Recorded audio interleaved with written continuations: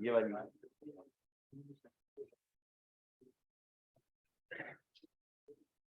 हाँ जी, ऑनलाइन वालों please confirm करते हैं आप लोगों को आवाज आ रही है जी?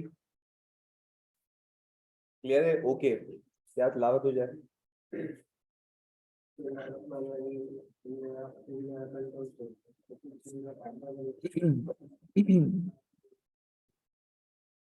इसमें ज्यादा मायने नहीं। अच्छा भाई, हमने बोरिंग कॉस्ट शुरू किया था, हमने कुछ कॉन्सेप्ट्स किए थे। हमने कहा था बोरिंग कॉस्ट पे कैपिटलाइजेशन तब से शुरू होगी जब से वो उसमें काम होना शुरू हो जाएगा। सही जो हमने कहा था, बोरिंग कॉस्ट कैपिटलाइज होना बंद हो जाएगी जब वो ऐसे सब्सटेंशियली कंप्लीट हो जाएगा। फिर हमने देखा था कि भाई बोरिंग कॉस्ट का इनकर होना अलग बात होता है, कैपिटलाइज होना हो सकता है कि भाई हमने लेट से कि भाई लोन पहले ले लिया हो और एसेट पे काम शुरू किया हो बाद में, तो इंटरेस्ट तो लगता ही रहेगा। It's just you need to decide कि उसको कैपिटलाइज करना है या पीएनएल में लेके जाना है। कल एक क्विज दिया था मैंने। अच्छा भाई, उस क्विज में कोई ऐसा जिसके 5 में से 5 आए? अच्छा भाई, और कोई ऐसा जिसने मंथ्स की गलती की? मंथ्स की गलती हुई थी। अच्छा, और उसमें आई थिंक मैंने हर रिक्वायरमेंट को कैटर किया था, जिसमें पहली रिक्वायरमेंट ये थी कि आप ये बताएं कि पीएनएल में कितना जाएगा, ये बताएं कि बैलेंस शीट में कैपिटलाइज कितना होगा, और ये बताएं कि एसेट की कॉस्ट में से जो इनकम है वो नेट कितना होगा। आपको सिर्फ ये ध्यान में रखना था कि जब इनकम आपने कमाई थी शुरू के 4 महीने की, उसमें से 1 महीना क्या होना था? कैपिटलाइज होना था। 3 महीने कैपिटलाइज। अच्छा, यानी जो 1 महीने की इनकम है वो आपके एसेट में से नेट होनी थी, और बाकी 3 महीने की इनकम क्या इनकम नहीं थी, पीएनएल में जाती। बात क्लियर है? अच्छा जी, तो उस केस में हमारे सवाल के अंदर वो एसेट आखिर तक कंप्लीट नहीं हुआ था, ऐसा ही। और हमने अब तक कोई रीपेमेंट का केस भी सीखा नहीं है। चलें जी, अब एक उसमें कॉन्सेप्ट ऐड करते हैं, फिर आपको देते हैं सवाल। हमने कहा सर कॉन्सेप्ट ऑफ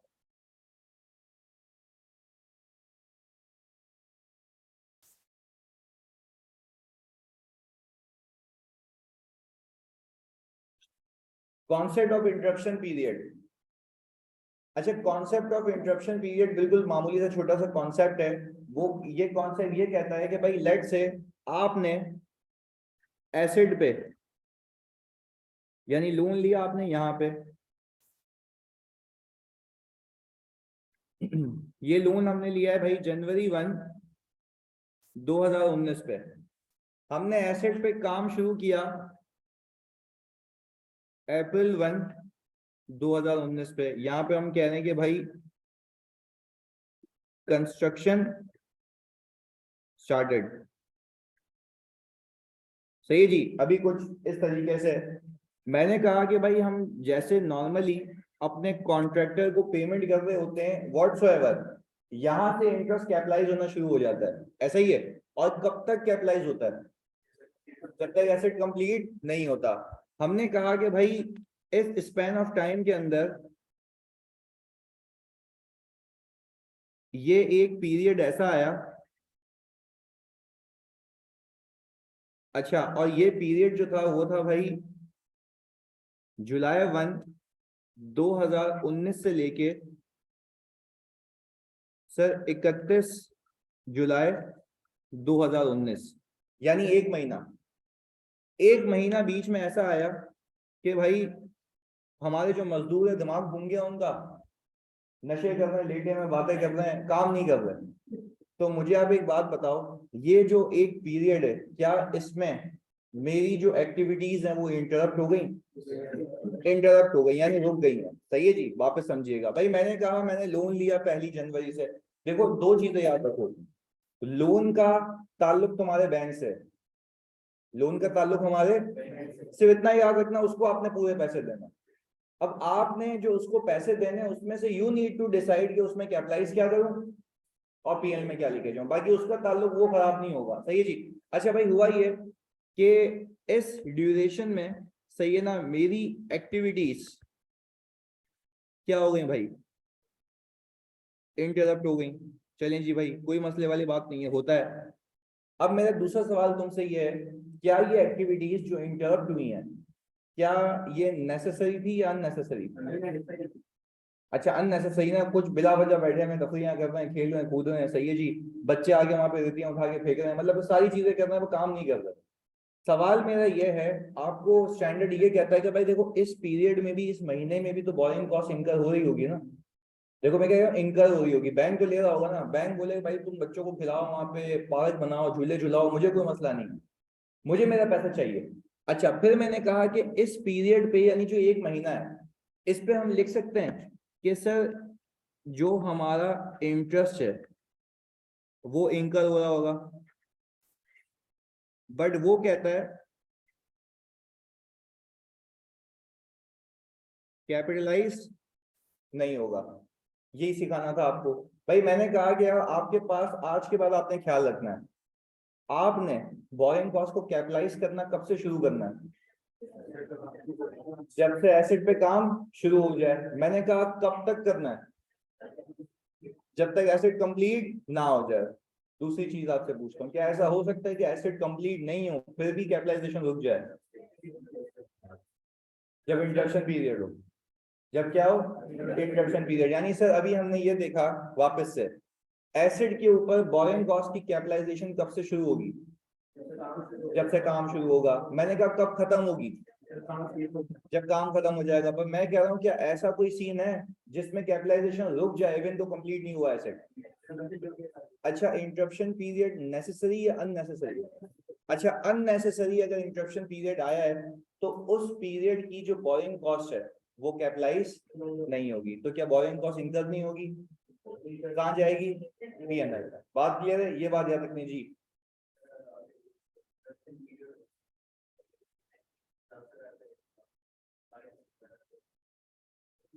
अब देखें फॉर एग्जाम्पल जैसे बारिश आ गई, तो मुझे आप एक बात बताना समझिएगा, बारिश आ गई और भाई ऐसी बात है कि वो ऐसे हालात वाकयात हैं जो मेरे कंट्रोल में नहीं है।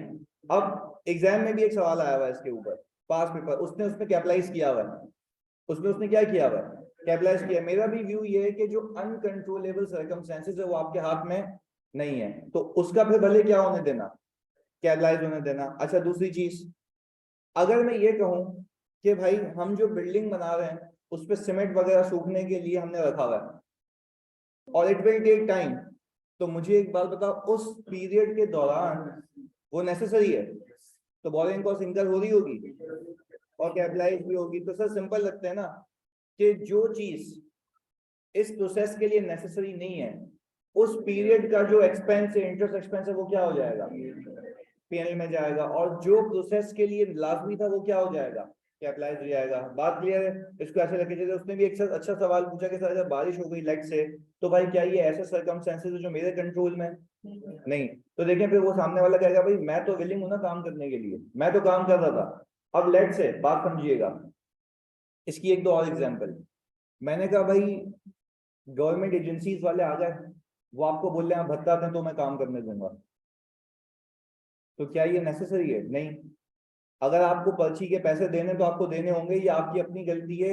इस केस में भी फॉर एग्जांपल भैया बिल्डिंग बना रहे थे, वो आ गए गवर्नमेंटल एजेंसीज वाले, भाई हमें रिश्वत दो तो हम काम करने देंगे, काम रोक के बैठे हुए। भाई अब ये जो काम रोका है क्या ये नेसेसरी या अननेसेसरी है?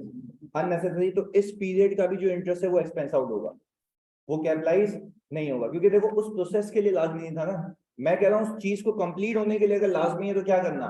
कैपिटलाइज करना, अदरवाइज उसको क्या कर देना? Expense out. अब जो वो नेचुरल डिजास्टर है वो तो मेरे कंट्रोल में नहीं है, तो वो तो मेक सेंस कि चलो हमने उस पे उसको जाने दिया, हमने क्या किया?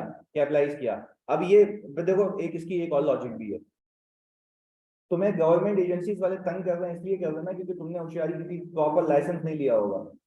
ये गलती किसकी है? हमारी है। तो अब इस बेस पे जो इंटरप्शन आ रही है वो फिर इंटरप्शन नेसेसरी नहीं है, तो अब उसके ऊपर इंटरेस्ट जो आ रहा होगा वो क्या हो जाएगा? एक्सपेंस आउट हो जाएगा, पीएल में चला जाएगा। देखो सिर्फ एक बात याद रखनी है, इंटरेस्ट तो लगना ही लगना है।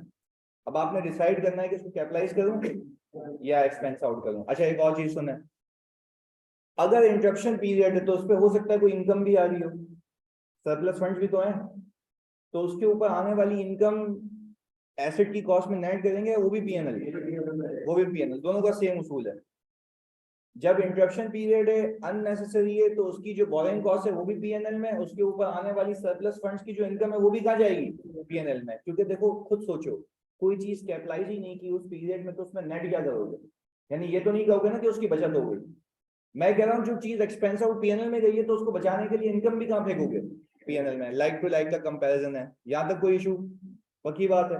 ऑनलाइन वाले प्लीज कंफर्म करो, क्लियर है जी? सर मिसाल के तौर पे वो एक सवाल जो बात में था उसमें इसने ये बोला होता कि आपका जो काम चल रहा है वो चल रहा है मॉनसून सीजन में, हाँ ना, मॉनसून सीजन नहीं है और बीच में बारिश, ऐसा मिसाल के तौर पे कोई ऐसा डिजास्टर है नहीं और अचानक बारिश हो जाए, ये तो अननेसेसरी मॉनसून। नहीं देखो मैं कह रहा हूँ मानसून में काम तो चल रहा है ना, अब ये मेरे कंट्रोल में, मैं थोड़ी ना बादलों से बातें कर रहा हूँ, नहीं फेंकी हो बारिश सर उसमें उसने कैपिटलाइज करी थी की है ना, मतलब उसकी बेसिस बता रहा हूँ आपको मैं, उसकी बेसिस देखो, ये तो ये एक डिबेटेबल बात है, सही है।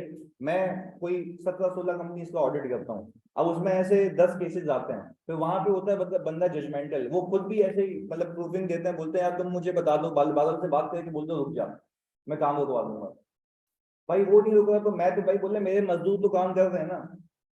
उसने फिर मुझे एक चीज करके दिखाई, वाकई ये मैं प्रैक्टिकल एग्जांपल्स दे रहा हूँ। उसने क्या किया, सीमेंट मारा दीवार पे, फिर नीचे आ गया, फिर सीमेंट मारा दीवार पे, फिर क्या आ गया, अब बोल रहा तुम ऑडिटर को पकड़ के खड़े हो जाओ। समझा? तो उसने बोला भाई ऑडिटर को पकड़ के इसको खड़े हो जाओ, सही है भाई, तुम्हें होगा कि भाई इंटरप्शन पीरियड नहीं है, तो बोल रहा यार तुम लॉजिकल बात करो ना। बात क्लियर है? चले जी, I hope this make sense और क्लियर है ये बात। चलिए जी भाई, अब सर एक क्वेश्चन कर लेते हैं इसके ऊपर।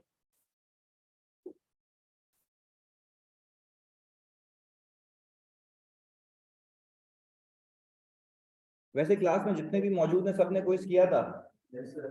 पक्की बात है? देखो अब मुझे एक सबसे बेहतरीन चीज क्या लगी, एक बच्चे ने मुझे कहा कि सर देखें मैं समझता था मुझे कॉन्सेप्ट्स आते हैं, बोल रहा सर चलें किस हद तक आते भी होंगे, बट मैंने उसको जब अप्लाई किया ना, सवाल किया, मुझसे एरर हुए, मैंने मंच में गलती कर दी, उसके कोई 5 में से 2 नंबर आए। मुझे बोलते सर मतलब अब मुझे समझ आ रहा है कि मैं फेल जो हुआ हूँ ना वो सही हुआ हूँ। यार देखो it's not about only concepts, it's also about practice. आपको जब तक एप्लीकेशन देखो, वो कोई सिस्टम क्यों लगाया है, आपको देन एंड देयर आंसर भी तो बता रहा है ताकि आप रीचेक करें, और अपने आप को असेस नहीं करोगे, मैं फिर बता रहा हूँ डेंजर जोन में हो आप, एक ही बार अपने आप को असेस करवाने जाओगे कहाँ पे, एग्जाम में। तो प्लीज यार उसको अवॉइड करने के लिए आपने अटेम्प्ट करना है। अच्छा भाई अब एक सवाल कर लेते हैं जिसके अंदर हमारे पास इंटरप्शन पीरियड हो।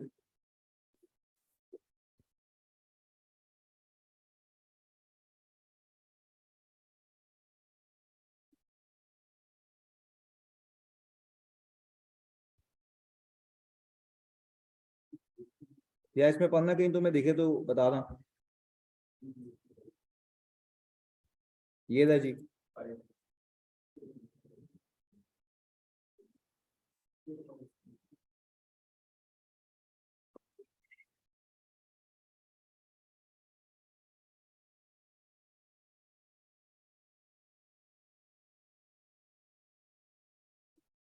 अच्छा इसमें मैं खाली हिंट दूंगा आपको, आपने खुद इसको अटेम्प्ट करना है, जो ट्रिकी सवाल है, मैं भी बता रहा हूँ, इस सवाल के बाद आप पास पेपर भी कर सकते हैं, सिर्फ स्पेसिफिक बॉलिंग तक का।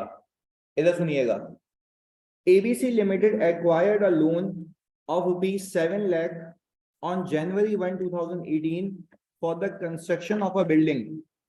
और वो कह रहा है कि ये कौन सा एसेट है, क्वालिफाइंग एसेट है।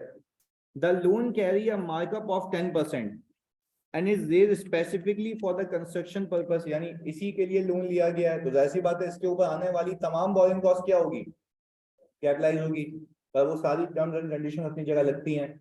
लोन जिस डेट से एक्वायर किया हो वहां से एसेट कंप्लीशन डेट तक इंटरेस्ट इनकम कैलकुलेट होगी, है पूरे ईयर की। देखो ये तो बहुत गलत बात है, इंटरेस्ट इनकम तब तक कैलकुलेट होगी जब तक आपके पास सरप्लस फंड्स हैं। ये कह रहे थे मुझे कि सर क्या इंटरेस्ट इनकम एसेट कंप्लीट नहीं हो जाता तब तक होगी, हो सकता है अगले दिन पैसे खत्म हो जाएं, तो अगले दिन पैसे खत्म हो जाएंगे तो क्या इनकम आएगी या खत्म हो जाएगी? खत्म हो जाएगी। दैट मींस कि उस केस के अंदर से फिर इनकम हो ही नहीं सकती क्योंकि मेरे पास सरप्लस फंड्स अवेलेबल नहीं है। आगे, the surplus funds were invested in a saving account with a return of 4%। Entire work programme outsourced हुआ था और वर्क शुरू हुआ था 1 फेब को। ये क्यों बता रहा है? ये जब से कैपिटलाइजेशन शुरू हो जाएगी। ABC limited paid 1.75 on March 1, 1.45 on August 1 and rupees 1.20 on October 1, 2018 to the contractor. Construction was stopped during the month of November due to a dispute with the contractor. फटा हो गया भाई कॉन्ट्रैक्टर से, मुझे एक बात बताओ, क्या उस एसेट के कंप्लीट होने के लिए लाजमी था? अननेसेसरी इंटरप्शन, तो यू नो बेटर कि इसके क्या करना है। Loan amount is repayable half yearly in 10 equal installments in arrear and interest is payable at maturity। जरा बात को समझना, ये तुम लोगों ने करना है। वो कह रहा है कि जो ये लोन लिया ना मैंने, इसको मैं किस्तों में पे करूंगा। कितनी किस्तों में? अच्छा, मैंने कहा अगर मैं इस 7 लाख रुपीस को डिवाइड कर दूं 10 से, तो क्या मैं कह सकता हूं कि मैं 70,000 रुपए 6 महीने बाद पे करूंगा? देखिए मैंने लोन कब लिया इसमें, सुने सुने पहले बात समझे, यही तो गेम समझना है इसमें। अच्छा, इसने अभी रीपेमेंट का केस ना तुम्हारे एग्जामिनर ने सिर्फ एक ही बार पूछा है, तो आप सोचो जरा वो उस पर हाथ रख सकता है ना, तभी हम ये केस कर रहे हैं। सुने मैं क्या कह रहा हूँ कि वो कह रहा है आपने लोन कब लिया, जनवरी 1 2018 पे, और कह रहा है ये लोन आपको रीपे करना। देखो अब तक जितने भी केसेस किए थे मैंने जानबूझ के उसमें रीपेमेंट नहीं करवाई थी, उसको सिंपल रखने के लिए। इसमें ये अच्छा, उसमें क्या था, मैं बोल रहा था आखिर में पे होगा, यानी 3 या 4 साल के बाद, लोन भी और इंटरेस्ट भी। इसमें देखो क्या कह रहा है, इसमें कह रहा है कि लोन अमाउंट है वो रीपे होनी है। कितनी इंस्टॉलमेंट्स में? 10। तो अगर मैंने किसी से 7 लाख रुपए लिए हैं और उसकी 10 इंस्टॉलमेंट्स हैं, तो क्या मैं कह सकता हूँ 70,000 रुपए एक इंस्टॉलमेंट है? ऐसा ही। और देखो वो कह रहा है कि ये 70,000 रुपए आपने सालाना पे करने हैं या हाफ ईयरली? Half yearly. तो मुझे एक बात बताओ, जब आपने हाफ ईयरली पे करने हैं तो उसकी पहली इंस्टॉलमेंट देखो कह रहा है एरियर में। एरियर का मतलब होता है 6 महीने गुजरने के बाद, एडवांस होता है पहले दिन पे। तो मुझे एक बात बताओ, ये 7 लाख रुपए जो मुझे दिख रहे हैं, इसके ऊपर इंटरेस्ट कितने महीने लगेगा? अब तक तो आपने पूरा साल लगाया था। लेकिन सर उसूल की बात है ना, 6 महीने बाद आपका लोन 7 लाख रुपए का नहीं रहेगा, वो 70,000 से क्या हो जाएगा। तो अगर अपना नुकसान करना चाहते हो तो इंटरेस्ट किस पे बुक करना? अच्छा, मेरे हिसाब से होना चाहिए था 4 किस पे, 730 पे, 630 पे, सॉरी कितने में होना चाहिए था, 630 पे। क्या मैं ये कह सकता हूँ कि भाई जैसे जैसे लोन की रीपेमेंट होगी वैसे वैसे मेरा प्रिंसिपल क्या होता रहेगा, और तो फिर ऐसी बात है उस पर इंटरेस्ट लगेगा। चलें कोशिश करें, शुरू हो जाए। सरप्लस को भी ध्यान में रखना कि पैसे जाते हुए, वो आप देखेंगे कैसे करनी है। मेरी आपको सजेशन ये होगी, सबसे पहले आप मुझे इंटरेस्ट एक्सपेंस निकाल के दें पूरे साल का, पूरे साल का इंटरेस्ट एक्सपेंस। और जब सरप्लस की वर्किंग करेंगे तो आपको इस पेमेंट का भी ख्याल रखना है कि ये भी पैसे जाएंगे अकाउंट से। अब मैं आपसे पूछता हूँ वापस से, तो सुनो सब बच्चों, क्या अब प्लीज सुने, मुझे बताएं, क्या अब केस में जो अब मैं केस करवा रहा हूँ, इसके अंदर जो सरप्लस में, इसके अंदर जो सरप्लस की इनकम की कैलकुलेशन में, बाबू बातें नहीं है तो सुनो, इस वाले केस के अंदर जो सरप्लस की इनकम की कैलकुलेशन करोगे तो मुझे सिर्फ एक बात का जवाब दो, क्या जो आप इनकम कैलकुलेट करेंगे उसमें सिर्फ कॉन्ट्रैक्टर की पेमेंट को देखेंगे या लोन की रीपेमेंट को भी? तो आप देखिएगा आपके पास जितना पैसा अवेलेबल है उसमें से कौन कौन सी पेमेंट्स हो रही हैं, और सिर्फ कॉन्ट्रैक्टर की पेमेंट नहीं होगी, लोन की भी पेमेंट होगी। तभी मैंने कहा था डे 1 पे स्टेप 1 में कि आपने सबसे पहले क्या निकालना होता है, इंटरेस्ट एक्सपेंस। वहां से आपको पेमेंट्स भी पता लग जाती है कि लोन की रीपेमेंट कितनी है। शुरू हो जाए, यानी आप 2 जगह नजर रखनी है, एक लोन की रीपेमेंट पे और एक कॉन्ट्रैक्टर की पेमेंट पे, ताकि सरप्लस की वर्किंग बिल्कुल सही हो पाए। चलें जी। नहीं नहीं, एक ही दफा करेंगे ना, अब खाली डेट्स का ख्याल रखना है।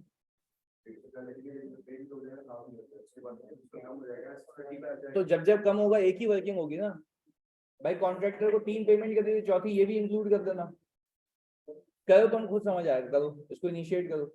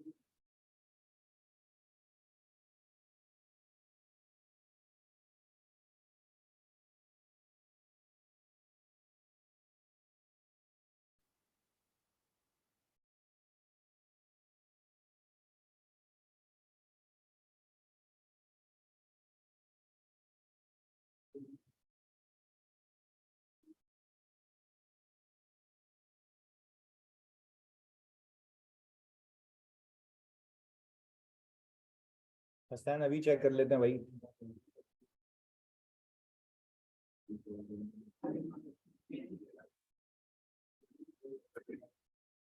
Expense, interest expense, I think पूरे साल का।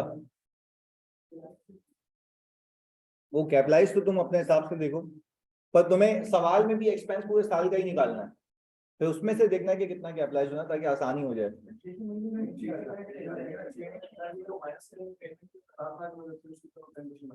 हाँ यही है, बट तुम अपने हिसाब से करो।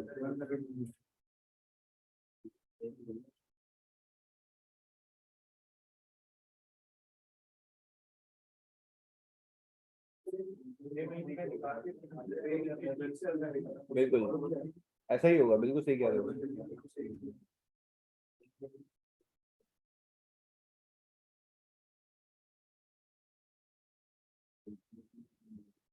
इंटरेस्ट एक्सपेंस कह रहे हैं बच्चे कोई 66,500, और फिर कह रहे हैं 68,250,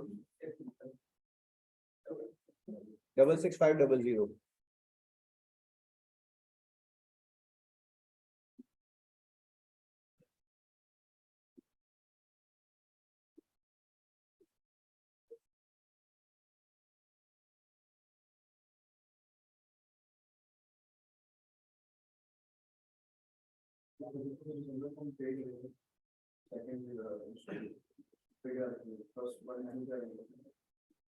थर्टी फर्स्ट दिसंबर को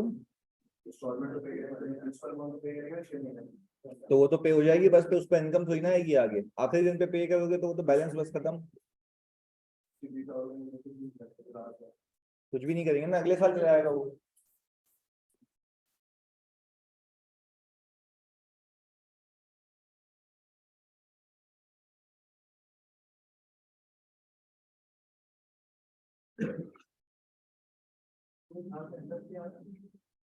डबल सिक्स 500, ये लोग कह रहे हैं।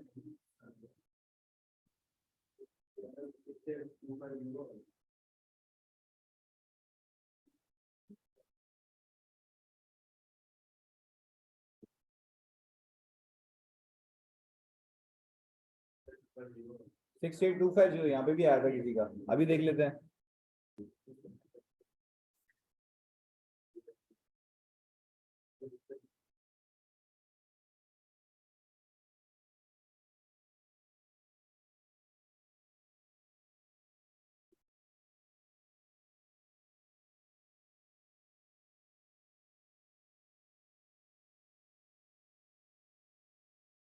हाँ भाई, 6 महीने का इंटरेस्ट कितना है सर? ये आ गया 35,000 रुपये। फिर हमने कहा कि भाई हमने 30 जून पे रीपेमेंट की 70,000 रुपये की, बचा कितना? 36, 36 पे 10% फॉर 6 मंथ्स,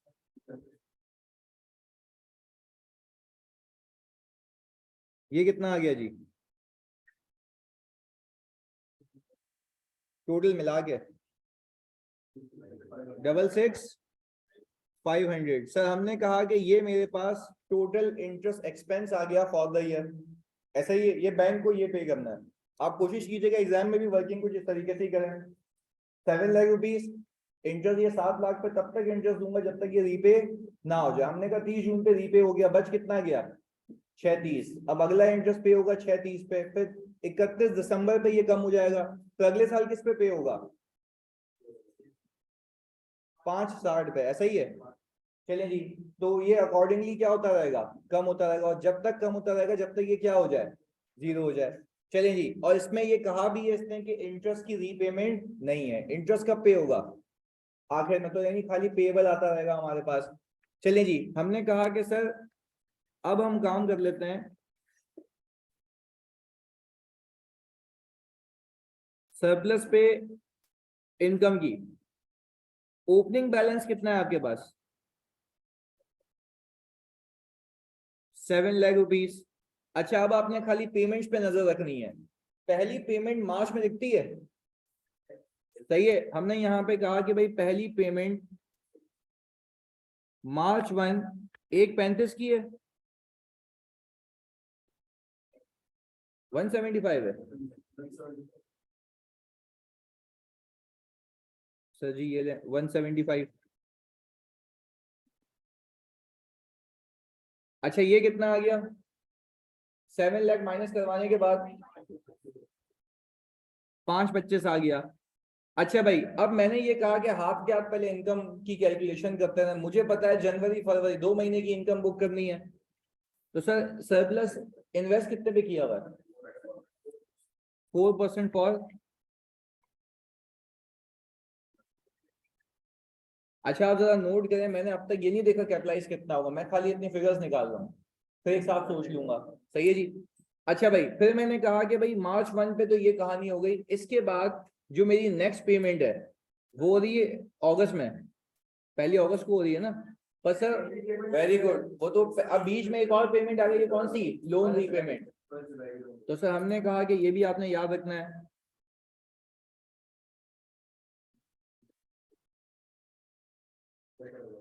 लोन रीपेमेंट आ गई 70,000 की। अच्छा फिर मैंने इस पे इंटरेस्ट बुक किया होगा मार्च अप्रैल मई जून, 4 महीने। कितना आ गया ये? अच्छा भाई, हमने कहा कि इसके बाद ये माइनस करवाने के बाद कितना आ गया? मार्च अप्रैल मई जून। नहीं नहीं नहीं, मैं तो देखो मैं तो पूरी इनकम निकाल रहा हूँ ना। सही है। अच्छा भाई, इसको माइनस करा 455। अच्छा भाई, इसके बाद जो पेमेंट हुई है वो कब हुई है?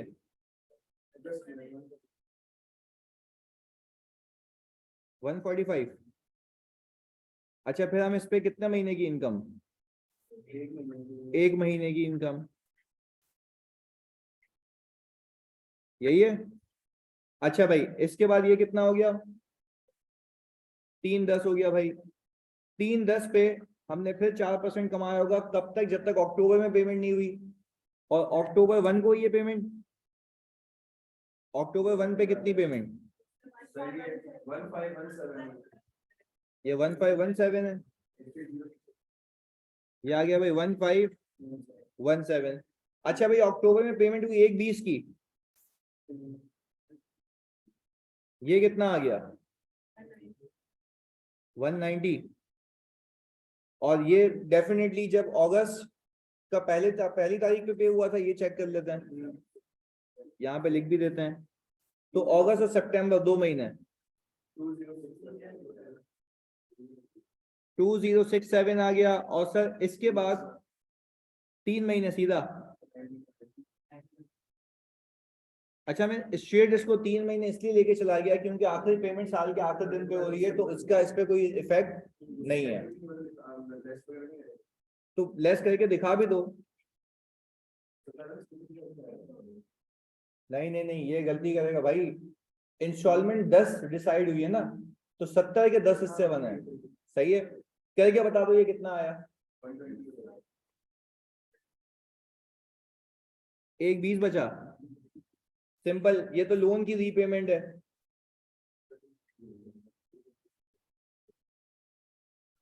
ऐसा ही है जी, क्लियर है ये? ओके जी, अब मुझे बताएं कि भाई मेरे पास टोटल इंटरेस्ट इनकम कितनी आ गई? 1715।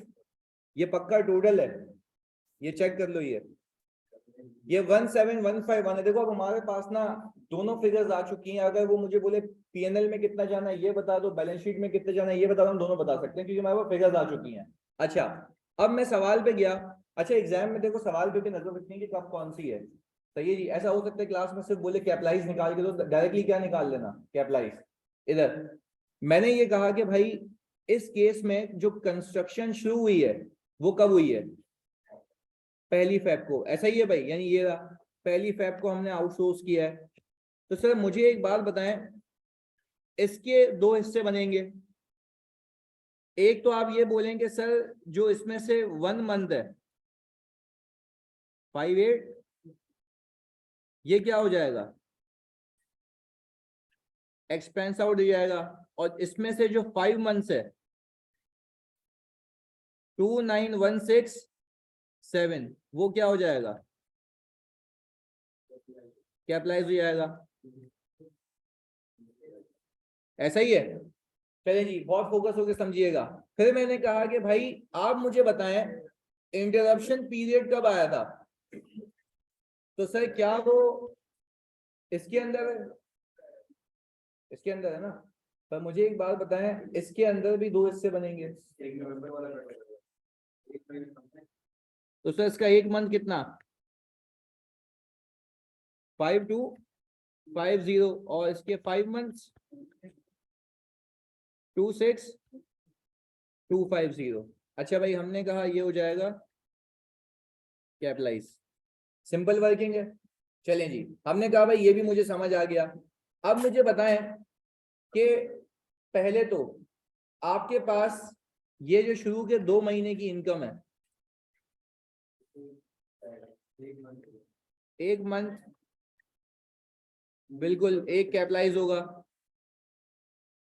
अच्छा कैपिटलाइज कितना होगा, आधा करो उसको।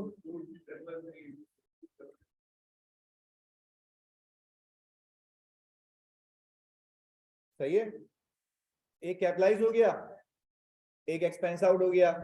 अच्छा भाई सर मुझे बताएं, क्या ये 7000 में कोई पंचायत है? नहीं है, ये ओके है। अच्छा भाई इसमें भी कोई पंचायत नहीं है। अच्छा मुझे लगता है पंचायत इसमें है।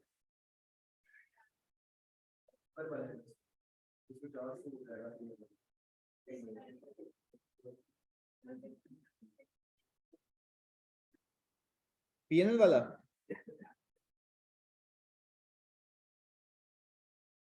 और कैपिटलाइज कितना हुआ भाई?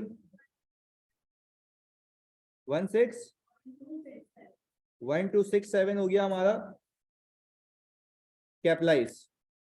ऐसा ही है। चलिए जी सर, अब मुझे बताया अगर मुझे जनरल एंट्री बनानी हो, सर इंटरप्शन पीरियड की बोरिंग कॉस्ट कैपिटलाइज होगी? समझ, मैंने मतलब क्लास यहाँ से शुरू की है भाई, नहीं होगी तभी तो अलग अलग किया है।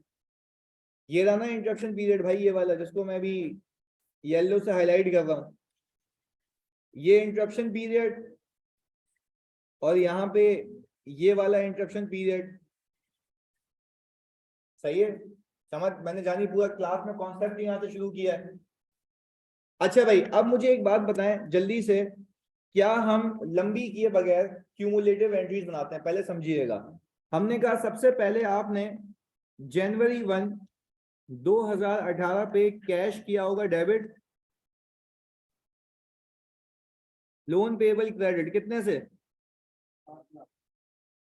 7 लाख रुपीज से, यही है।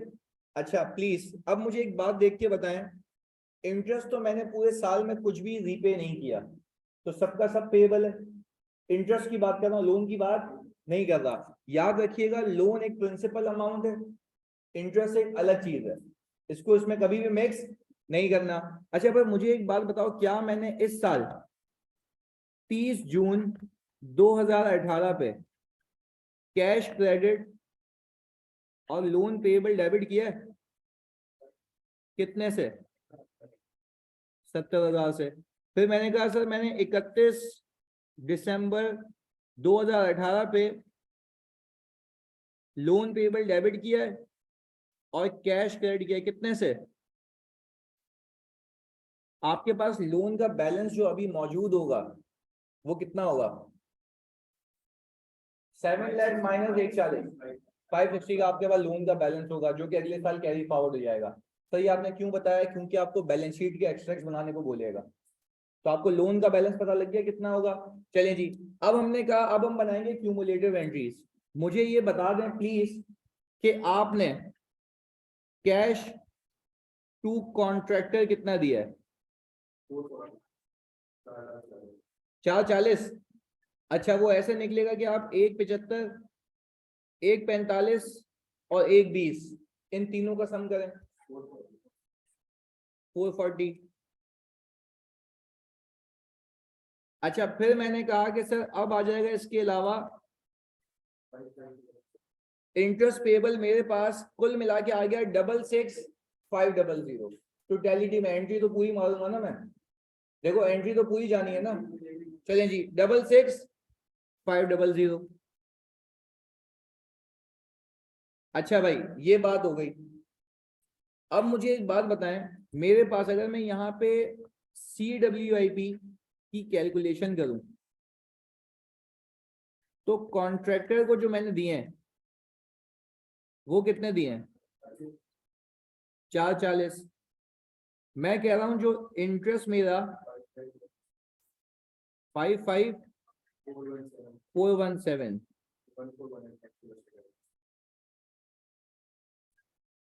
14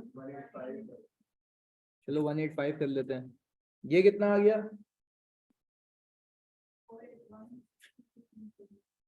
481232। क्या ये मेरी नेट कैपिटलाइजेशन है?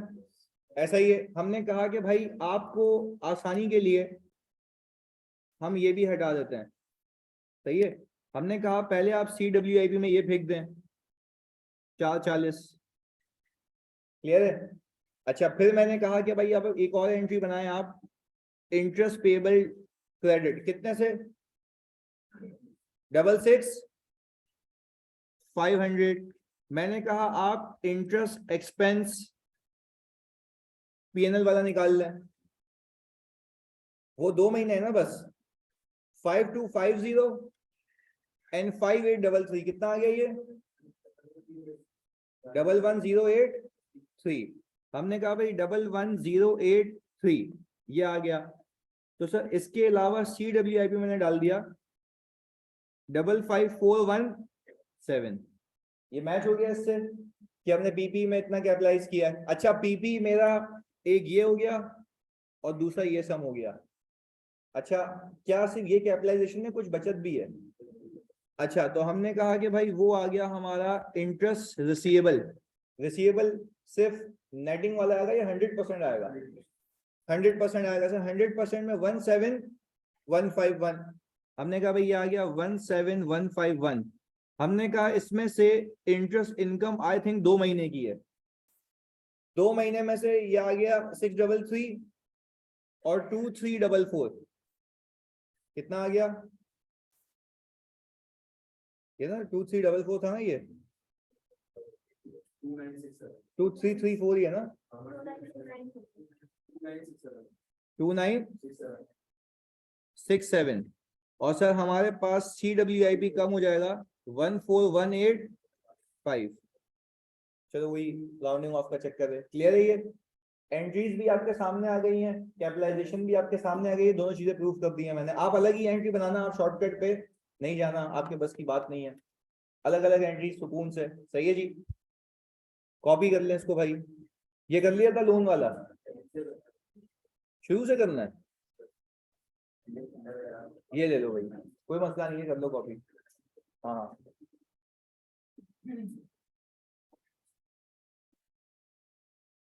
कितने लोगों से हो गया था सही? ऑलमोस्ट।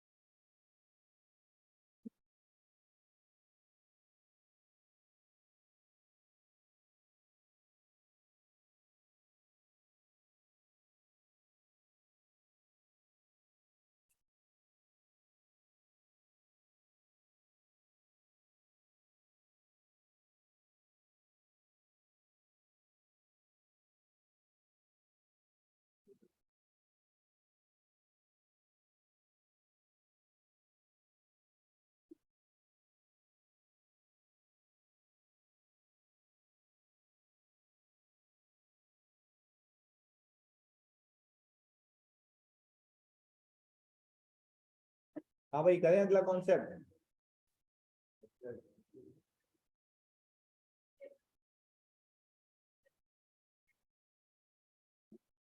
हाँ देखो, जो आपका वर्किंग है ना वो बैकएंड पेज पे होगी। आपके जो आंसर में आएगा ना, वो अगर बैलेंस शीट एक्सट्रैक्ट मांगता है तो आपने सिर्फ बैलेंस शीट बना के देनी है उसको, और वो आपका आंसर होगा। पर आपने पीछे से रेफर करना है कि ये वर्किंग 1 से आ रहा है, ये वर्किंग 2 से आ रहा है, ऐसे। अच्छा, वैसे अगर मैं इसकी बैलेंस शीट के एक्सट्रैक्ट बनाऊं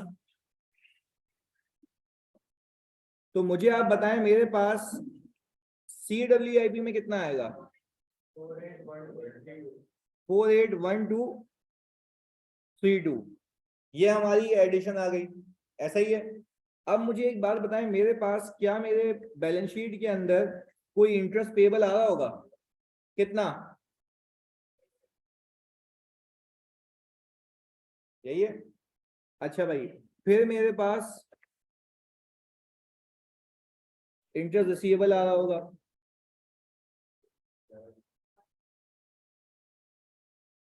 वन 171, ऐसा ही है।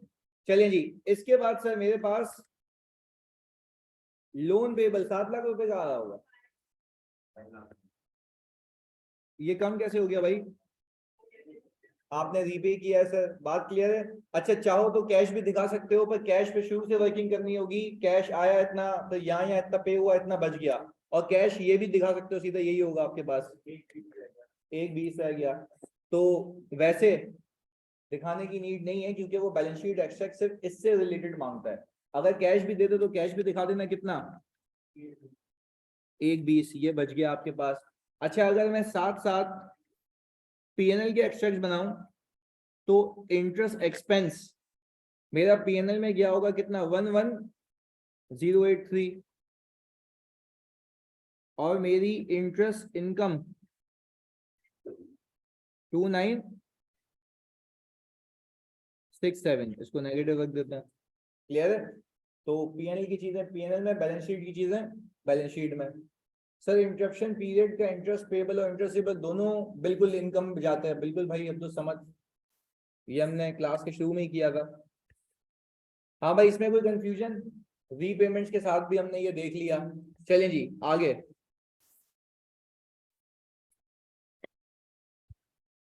अब तक तो आपने ये देखा था भाई, अहम चीज है, ये मैं इसको कनेक्ट करूंगा तो बहुत फोकस होकर सुनना, क्योंकि अब बस वो आखिरी मकाम है इसका। और फिर हमें सिर्फ प्रैक्टिस करनी है, पास पेपर्स करने। इवन सी फाइनल के पहले FAR 2 में था वो सारे देखेंगे। सही है जी। और आपकी अपने FAR 1 लेवल के भी।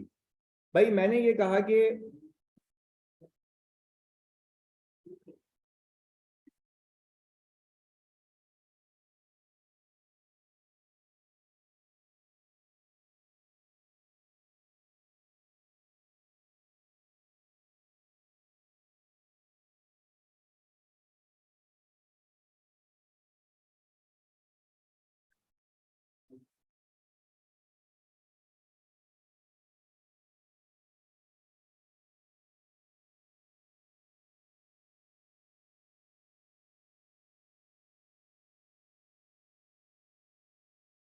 हाँ भाई, ये हम इस बिल्डिंग को कंस्ट्रक्ट करना चाहते हैं और उसमें कोई लगेगा सब्सटेंशियल पीरियड ऑफ टाइम। तो ये बिल्डिंग क्या बन गई? क्वालिफाइंग एसेट बन गई। अच्छा जी, अब जरा बहुत सुकून से समझिएगा। हमने कहा था अब तक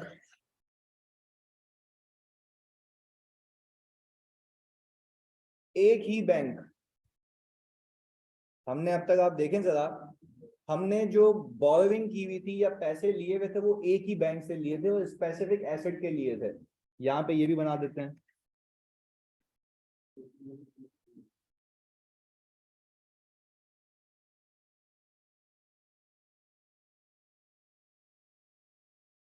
हमने कहा सर ये थी बोरोइंग फॉर स्पेसिफिक एसेट।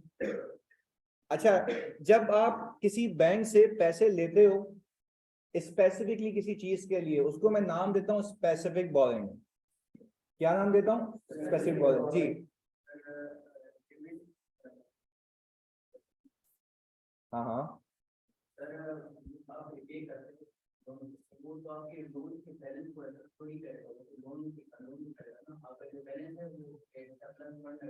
नहीं ना, तो देखो भाई, एक सवाल अच्छा आया, सब सुन लीजिएगा, फिर मैं इसको कंटिन्यू करता हूँ।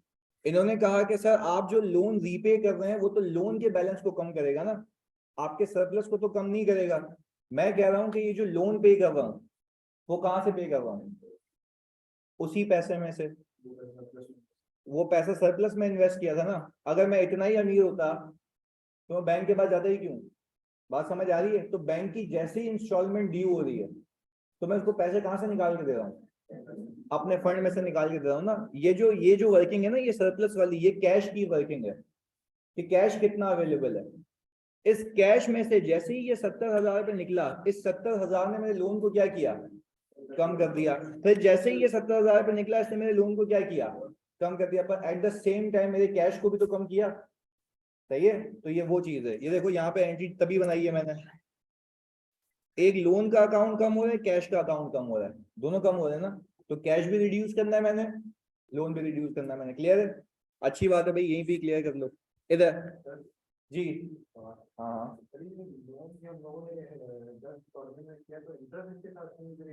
देखो, बाज़ औक़ात अरेंजमेंट होती है ना बैंक की, अरेंजमेंट बैंक की ये होती है कि बाज़ औक़ात बैंक ये कहता है, भी आगे सवाल बनाए हुए मैंने ऐसे, जिसमें भाई सवाल ऑनलाइन वालों को बता देता हूँ। भाई सवाल ये आया है कि सर आप लोन की सिर्फ प्रिंसिपल पे कर रहे हैं, इंटरेस्ट क्यों नहीं पे कर रहे? पहला जवाब ये कि मैंने तुम लोगों के लिए सिर्फ पहले प्रिंसिपल रखा है, इंटरेस्ट रखता तो मर जाता है।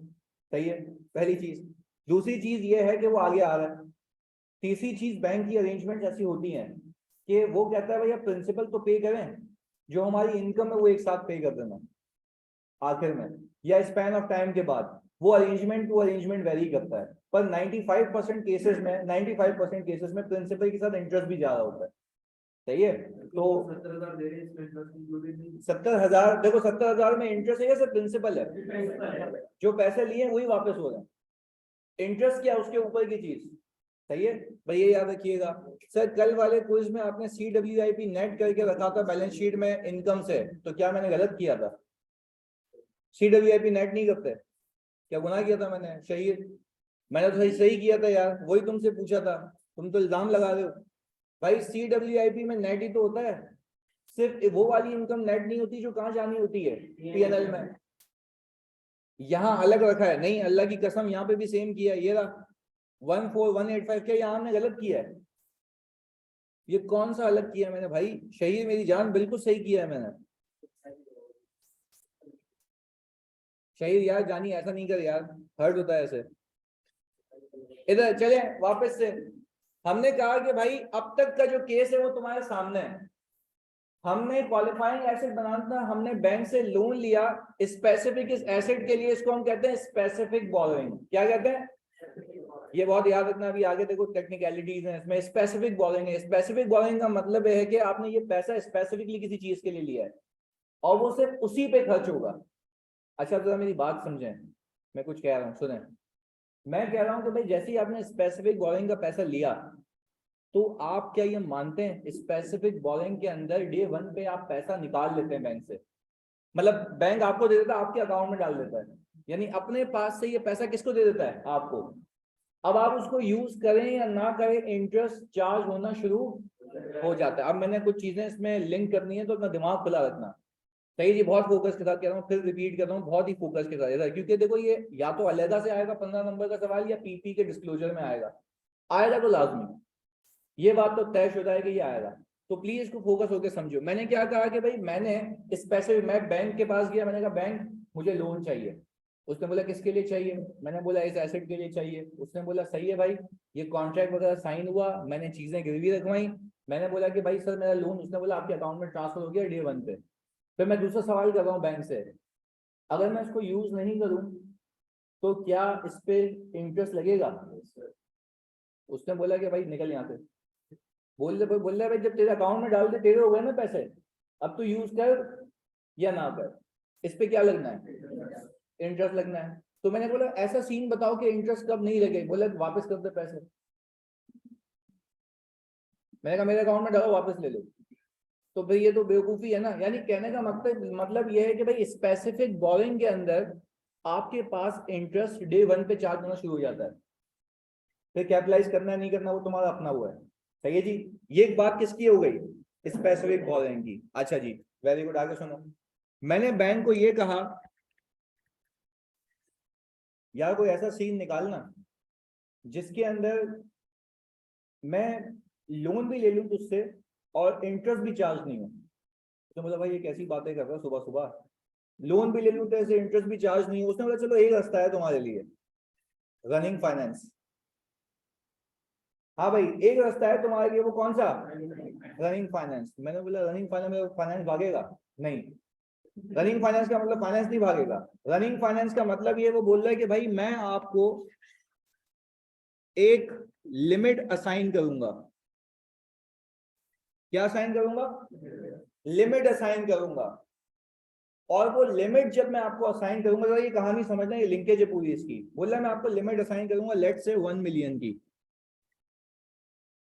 मैंने कहा अच्छा बैंक देखो, पहले मेरा मकसद समझो, क्या 1 मिलियन की तुमने मुझे लिमिट दी, इसके ऊपर इंटरेस्ट चार्ज होना शुरू हो जाएगा?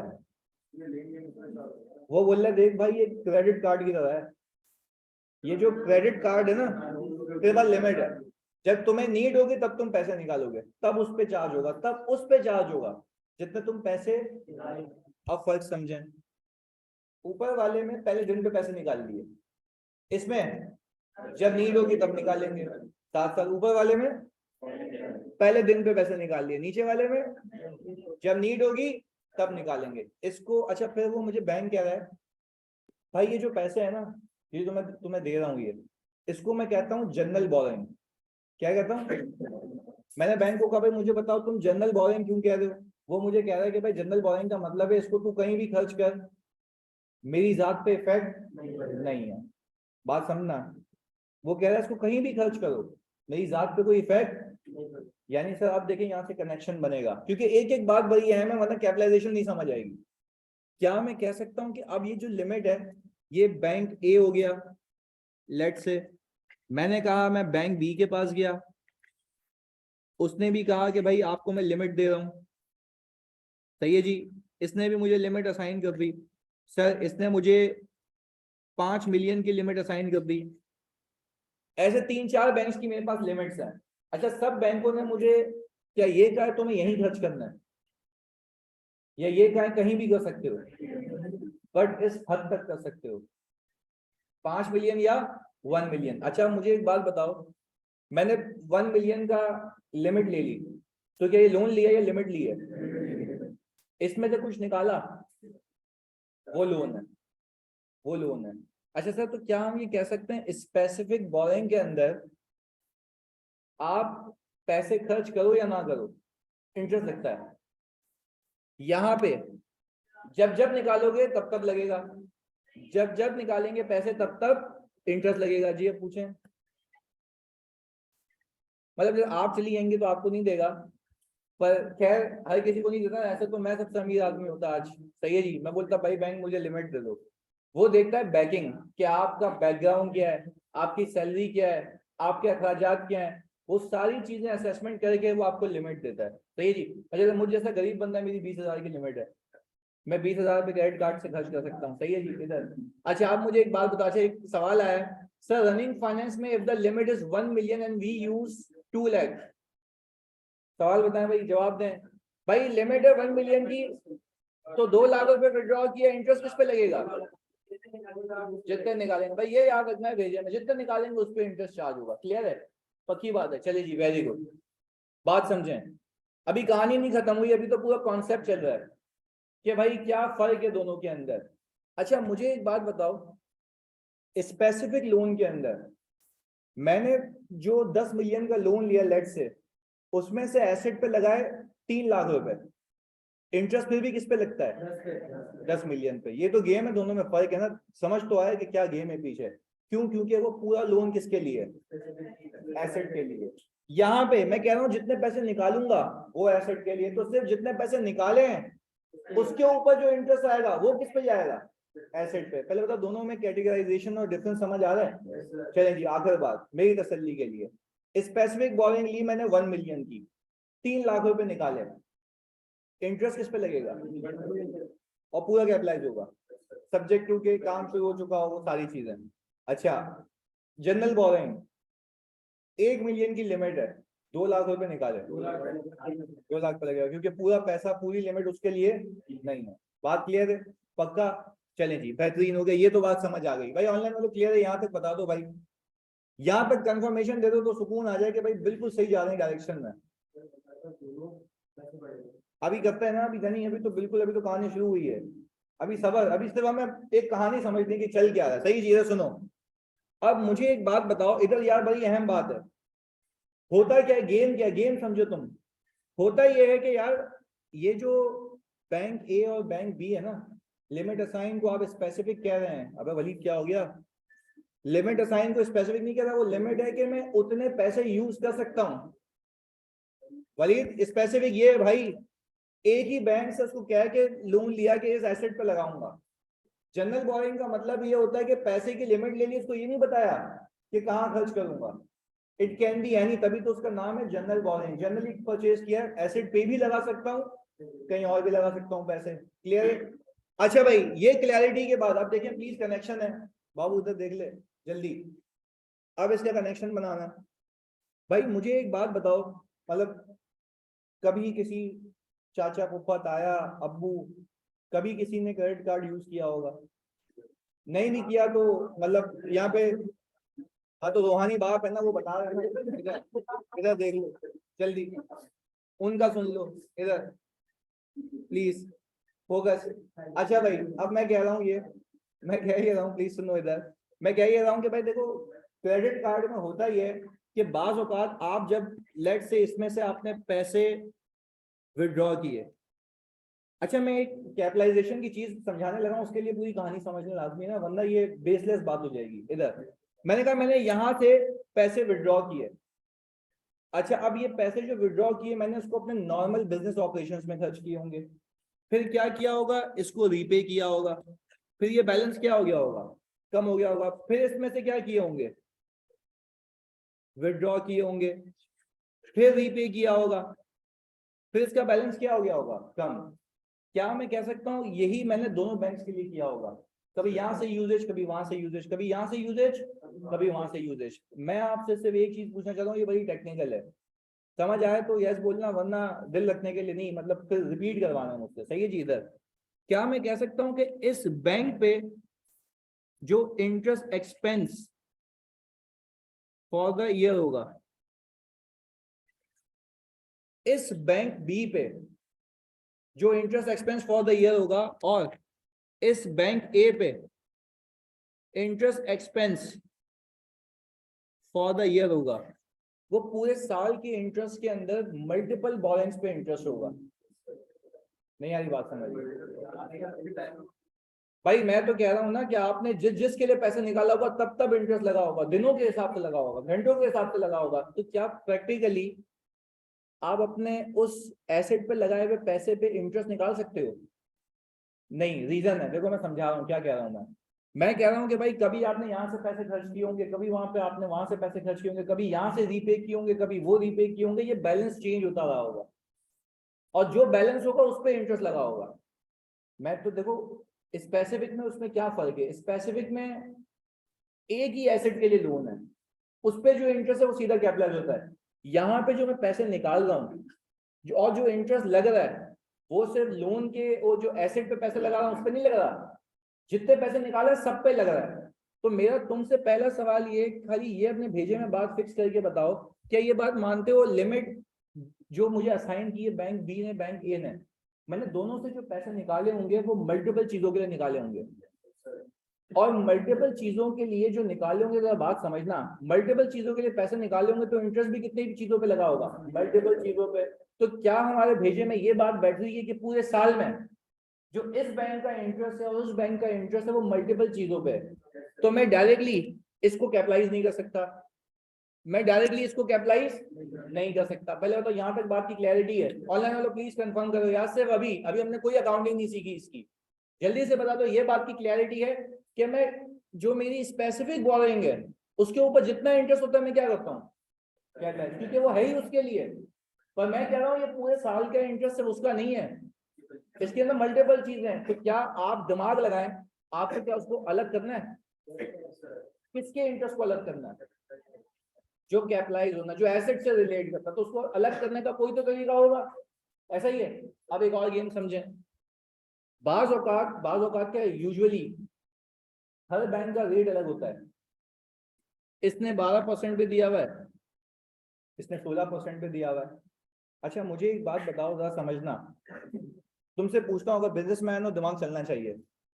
मुझे एक बात बताओ भाई, कोई भी कंपनी इवन तो वहां से भी पैसे निकालती है बैंक ए से, वो अपना इंटरेस्ट कैपिटलाइज करना चाहेगी ताकि पीएनएल में तो बैंक ऑडिट जो कंपनी है ऑडिटर को क्या बोलेगी, मैंने सारे पैसे कहाँ से निकाले थे? 20 है, 16% वाले। जरा समझे मेरी बात को, मैं कह रहा हूँ भाई मैं कंपनी हूँ, सही है जी, मैं कंपनी हूँ, मैंने एसेट पे पैसे लगाने, ऑडिटर ऑडिट करने आया हुआ है, वो बोल रहा भाई मुझे ये चेक करवाओ कि तुमने इंटरेस्ट कहाँ से, जो ये तुमने पीपी बनाया है कहाँ से पैसे निकाले थे। तो तुम्हें कंपनी बोलेगा भाई जो सबसे महंगी वाली है 16% वाले में से। क्यों? क्योंकि वो नहीं चाहेगा कि 16% का इंटरेस्ट पीएनएल में जाए, वो बोलेगा 12% वाला चला जाए। तो क्या वो मैनिपुलेशन करेगा? वेरी गुड, पहले बताओ यहाँ तक कहानी क्लियर है? अच्छा भाई पूरा सीन क्या चल रहा है? स्पेसिफिक बोरिंग को अलग रखा है मैंने, जनरल बोरिंग को अलग रखा है। मैंने कहा जनरल बोरिंग का कुल मिला के इंटरेस्ट में कैपिटलाइज नहीं कर सकता, उसमें बहुत सब कुछ होगा, उसमें से क्या अलग करना है? जो कैपिटलाइज करना है वो भी जो किससे रिलेट करता है, एसेट से। पर एक और पंगा आ गया है, ये आ गया कि टू बी ड्राम है।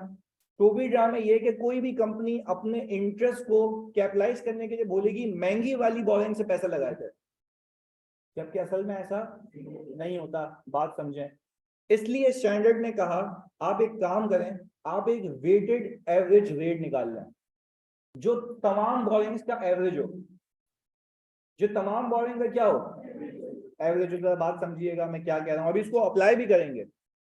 भाई वो कह रहे हैं ना 16% पे अकाउंटिंग करो। अच्छा देखो, असल मेरी बात समझिएगा, असल इंटरेस्ट तो एक्चुअली कैलकुलेट हुआ है, उसमें कोई पंगा नहीं है।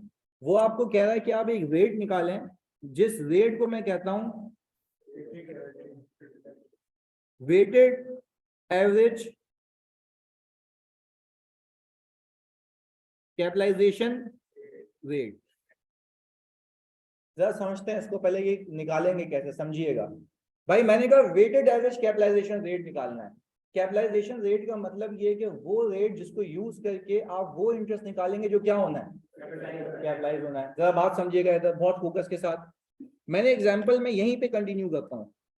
एग्जाम्पल में मैंने किया ये कि बैंक जो आपको बताएगा कि आपने इतना इंटरेस्ट देना है, वो तो एक्चुअल होगा ना, वो क्या होगा, एक्चुअल। जरा बात समझें, मैंने कहा उसने एक्चुअल इंटरेस्ट बता दिया आपको, कोई सर यहाँ पे 240 का, ये बैंक कितना बता रहा है 240, ये आपको बता रहा है 340, ये भी एक्चुअल है, ये भी एक्चुअल है।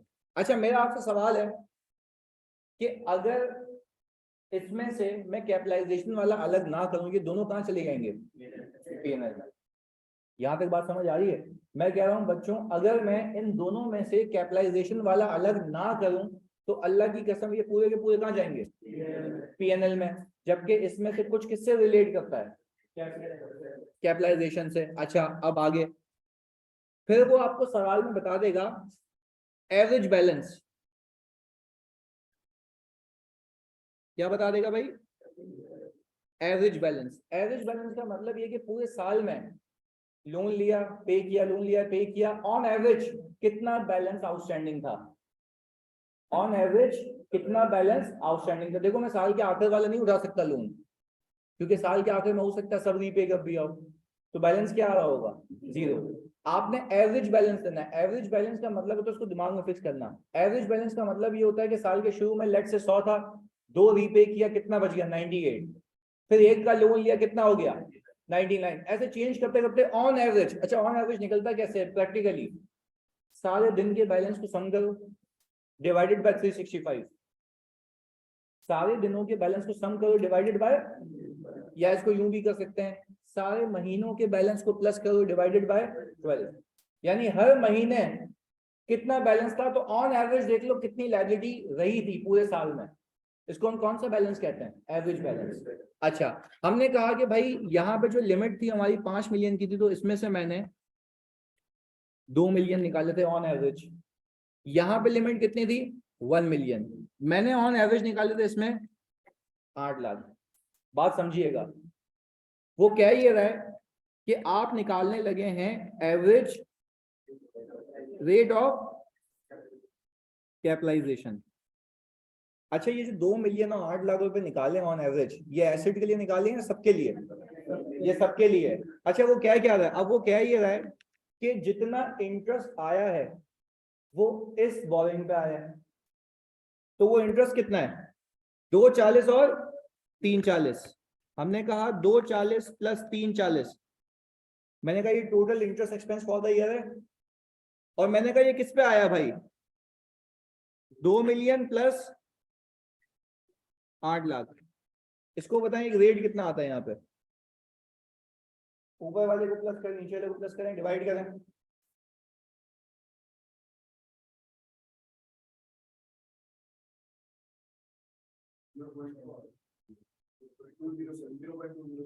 मतलब ये हो गया 20%। कितना हो गया 20%। अच्छा जी, अब इसको, अच्छा एक मिनट रुकिएगा। अब मैं यहाँ पे जरा सा इसको एवरेज के रेट में लाने के लिए थोड़ी सी अपनी बोरिंग को क्या कर रहा हूँ इंक्रीज कर रहा हूँ। मैंने कहा कि भाई ये आ गया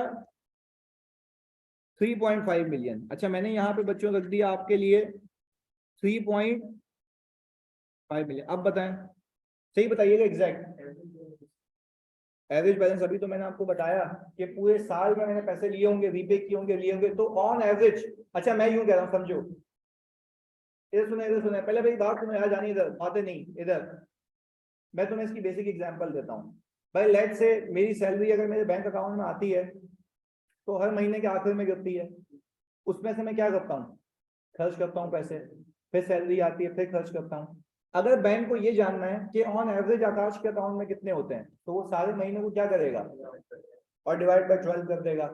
जैसे एक आपके क्रिकेट प्लेयर की एवरेज निकाली जाती है, वो क्रिकेट प्लेयर एवरेज कैसे निकलती है, सारे मैचेस के आज तक के runs divided by match played. सही है, तो हम क्या बताते हैं कि भाई उसने ऑन एवरेज इतने रन बनाए आज तक, तो ये ऑन एवरेज बैलेंस है कि ऑन एवरेज। देखो यार रनिंग फाइनेंस में क्यों मैं एवरेज बैलेंस पे जा रहा हूं, मेरी बात समझे इधर यानी यार इधर प्लीज सुनना, ये बहुत अहम है। रनिंग फाइनेंस में मैं एवरेज बैलेंस पे इसलिए जाता हूं क्योंकि मैं एक्यूरेसी पे 100% पे जा ही नहीं सकता, क्योंकि उसमें घंटों के हिसाब से चेंज हो रहा होता है। भाई ये खर्च कर लिया, ये पेमेंट कर दी, ये खर्च कर लिया, पेट्रोल भरवा लिया, तो ये सारी चीजें क्या मैं एक्यूरेसी पे जा सकता हूँ या एवरेज निकालूंगा, एवरेज निकालूंगा। चले मैं समझा ये रहा हूँ, पर देखें ये बात याद रखिएगा, ये इंटरेस्ट बैंक के सिस्टम ने कैलकुलेट किया होगा और वो 100% एक्यूरेट होगा, वो 100% एक्यूरेट होगा। देखिए मैं फिर रिपीट कर रहा हूँ, मैं इस बात को निगेट ही नहीं कर रहा कि मेरा इंटरेस्ट एक्सपेंस इस बैंक का 240 है, उस बैंक का कितना है 340। पहले बताओ ये बात समझ आ रही है, दोनों का इंटरेस्ट एक्सपेंस एक्चुअल है। ये आइडियली कहाँ जाएगा पीएनएल में, मैं फिर रिपीट कर रहा हूँ, ये आइडियली पीएनएल में जाएगा, पर मुझे इसमें से कैपिटलाइजेशन वाला अलग करना है। उस अलग करने के लिए अभी मैं तुम्हें प्रूफ कर रहा हूँ ना, उसको अलग करने के लिए मुझे निकालना है एक रेट ऑफ कैपिटलाइजेशन। मैं बता रहा हूँ क्यों कर रहा हूँ मैं, अभी ये सुन लो, बहुत अहम बात बताने लगा हूँ। ये रेट ऑफ कैपिटलाइजेशन इसलिए निकाल रहा हूँ कि आपको आईएफआरएस कह रहा है फिर आप पैसे कहीं से भी निकालें, आप पैसे, ये रेट इन दोनों की अक्कासी कर रहा होगा। ये जो रेट मैं निकाल के दे रहा हूँ ये दोनों को रिप्रेजेंट कर रहा होगा। मुझे बताओ इसका आंसर कितना आता है अभी 13 पॉइंट, चलो सही है, नहीं 13.48 करते हैं। अच्छा मुझे आप एक बात बताएं, इधर पहले वाले बैंक ने इंटरेस्ट कितना ऑफर किया था 16, उसने 12, ये दोनों के बीच में आ रहा है, ये क्या एवरेज, ये क्या है भाई एवरेज। अच्छा अब पता है मुझे वो क्या कह रहा है, सुनो इधर तुम लोग बताओगे। अब वो कह रहा है कि भाई अब तुम इस पूरे इंटरेस्ट में से कैपिटलाइजेशन अलग कर सकते हो। कैसे, सुनो, मैंने लेट से कहा, एग्जांपल दे रहा हूं, मैंने कहा कि मैंने पहली मार्च को पैसे निकाले, कहां से भाई,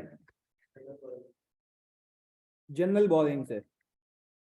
लेट से मैंने निकाले 1,50,000। मैं आपसे ये पूछता हूं, मुझे लॉजिकली जवाब देना, क्योंकि इतनी मेहनत के बाद, क्या ये जो जनरल बोरिंग से मैंने पैसे निकाले हैं उसका इंटरेस्ट मुझे दोनों का ऑलरेडी गिवन है? यस, वापस समझें, मैंने जनरल बोरिंग से जो 1,50 निकाले ऑनलाइन, तुम भी बताओगे तो आप तो यहाँ पे कह रहे हैं एवरेज बैलेंस तो कोई 3.5 मिलियन का है, आप तो 1,50 बोल रहे निकाल रहे हैं। भाई मैं कह रहा हूँ कि बाकी के जो निकाले होंगे ना, एसिड के लिए कितने निकाले, 1,50। अब देखिए हम कहानी मिक्स करनी है हमें, उसको मतलब टांटियां जोड़नी है हमें, समझिएगा मैं क्या कह रहा हूँ। मैंने कहा कि भाई आपके पास इंटरेस्ट एक्सपेंस दोनों बैंक्स का अलग अलग दिया हुआ है, क्या वो फेक है एक्चुअल है? एक्चुअल है। फिर आपने बोला बैंक को भाई मुझे बताओ मेरा ऑन एवरेज बैलेंस कितना रहता है पूरे साल में, तो उसने एक बैंक का कितना बताया 3.5 मिलियन, दूसरे का कितना बता दिया 8 लाख का। अच्छा फिर मुझे एक बात बताएं, प्लीज सुनिएगा, फिर मुझे एक बात बताएं, अब मैं उस कतार पे आ गया हूं कि भाई मुझे एक एवरेज रेट चाहिए कि ऑन एवरेज मुझे दोनों बैंक मिलके कितना चार्ज करते हैं, कितना चार्ज करते हैं 13 पॉइंट। अब आपको स्टैंडर्ड ये कह रहा है आई एम लिटरली इनडिफरेंट कि तुम पैसे कहीं से भी निकालो, तुम्हें जो कैपिटलाइजेशन का इंटरेस्ट निकालना है वो इस रेट पे निकालना है ताकि कोई टोपी ड्रामे ना हो सके। क्या ये दोनों को रिप्रेजेंट कर रहा है, हाँ या ना? Yes sir. अब मुझे एक बात बताएं, मैंने 1.50 निकाले, फिर मैं तुमसे वापस सवाल कर रहा हूँ ये 1.50 निकाले तो ऊपर 3.5 मिलियन कैसे आ रहा है? वो सबका है, ये सिर्फ एसेट के लिए है। अच्छा मैंने कहा कि भाई मुझे देखना है कि इसके ऊपर, अच्छा 10/12 होगा तो नहीं, बात समझे। फिर वो आपको सवाल में कहेगा कि मैंने दूसरे पैसे 1 जुलाई को निकाले, तो मुझे आप एक बात बताएं, जुलाई को जो मैंने पैसे निकाले, सही है जी, ऐसे 1 मार्च है ना, तो मार्च अप्रैल मई जून कितने महीने, तो क्या मैं कह सकता हूँ 4 महीने कितना आ गया 6 7। मैं आपसे ये कहना चाह रहा हूं कि ये 6740 का इंटरेस्ट, प्लीज मुझे बताओ, प्लीज तुम लोग बताओगे क्या इसके और इसके दोनों के अंदर है? तो मुझे पैसे कैसे पता कहां से निकाल लेते पैसे? आपने एक एवरेज निकाल लेना, आप कहीं से भी पैसे निकाले हो, ये इंटरेस्ट क्या हो जाएगा, कैपिटलाइज हो जाएगा। अच्छा आप मुझे एक बात बताएं, मैंने सर 4 महीने तक क्यों किया, क्योंकि जुलाई को फिर पैसे निकाले और अब जो सूद होगा वो इससे ज्यादा हो जाएगा। अच्छा मैंने अज्यूम किया कि मैंने और पैसे निकाले हैं वो सर 2 लाख रुपए, तो ये कितना हो गया 350। अच्छा ये 350 पे सूद कब तक दूंगा, जब तक अगली बार नहीं निकालते या जब तक रीपे हो जाए, दोनों पॉसिबिलिटीज हो सकती हैं। अच्छा आगे सुनो, फिर मैंने ये कहा कि भाई 13.48%, मैंने कहा चलो आखिरी चौरंगी तक ले जाओ, कितने महीने 23590, इसका टोटल कितना आ गया बच्चों,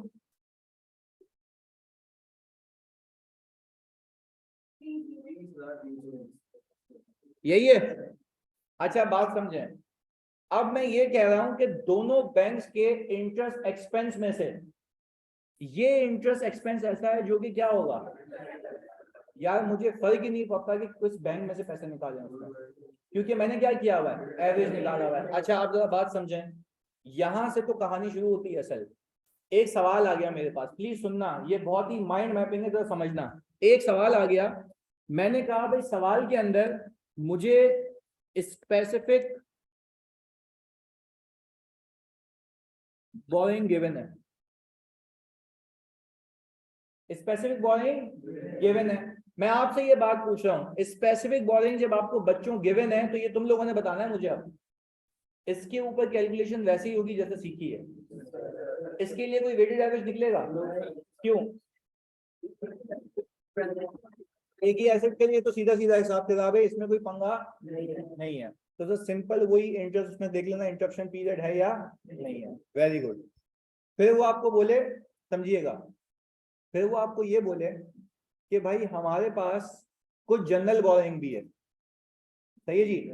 अच्छा अगर जनरल बोरिंग एक हुई तो वेटेड एवरेज निकलेगा, तो नहीं निकलेगा, तो नीड ही नहीं है। तो सिंपल आपने जो पैसे निकाले उस पर रेट चिपका देना। लेट्स से सुनो, तुम्हें समझाता हूं इधर, अगर मैं ये कहूं जानी सुनो इधर कि मेरे पास खाली एक ही बैंक है जनरल बोरिंग के लिए और उसका इंटरेस्ट है 12% का, तो अगर मैं, वेरी गुड अब समझ गए, अगर मैं 1.50 निकालता तो कितने चिपकाता, क्योंकि इसी में से निकाला होगा, तो सिर्फ लॉजिकल सी बात है इसी बैंक के टोटल इंटरेस्ट में से मुझे अलग करना है।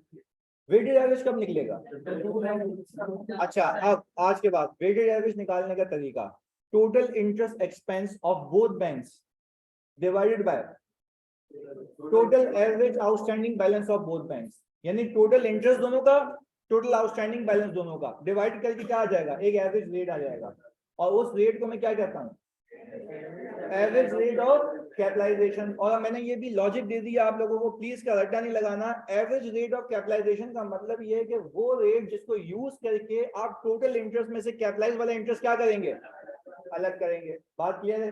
हमने इसकी टेक्निकली भी प्रैक्टिस की नहीं है, पर कॉन्सेप्ट क्लियर हो गया। अच्छा, क्लोज करने से पहले एक चीज समझा दो मुझे। तुम अगर मुझे बता सको बिजनेस सेंस के हिसाब से, मैं जनरल बोरिंग पे तब जाऊंगा, सिर्फ एक बात कह रहा हूं, इस पहेली को कल सुलझाऊंगा। जनरल बोरिंग की तरफ मैं तब जाऊंगा जब स्पेसिफिक के पैसे खत्म हो जाएंगे, क्योंकि कोई बेवकूफ होगा कि वो पैसे भी रखे और ये भी निकाले। पहले बताओ ये बात समझ आई? देखो मैं लॉजिकल सी बात है, मैं और पैसे कब निकालूंगा, जब इसके पैसे खत्म हो जाए। अगली क्लास में मिलते हैं जी, अल्लाह हाफिज। सही हो गया कासिम? अभी मैंने प्रूफ कर दिया कासिम, उसको सेट है। शहीद ओके जी, बेहतरीन है।